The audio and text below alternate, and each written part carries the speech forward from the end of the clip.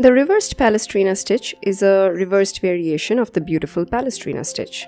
So if you are familiar with the Palestrina stitch, it is quite easy to understand this one. So why the reversed Palestrina? Well, if you want to work from the right side to the left, this is a great variation. Also, if you are a left-handed person, this variation will be helpful instead of struggling with a regular Palestrina stitch. You may keep the stitches long or short to create variations within the stitch.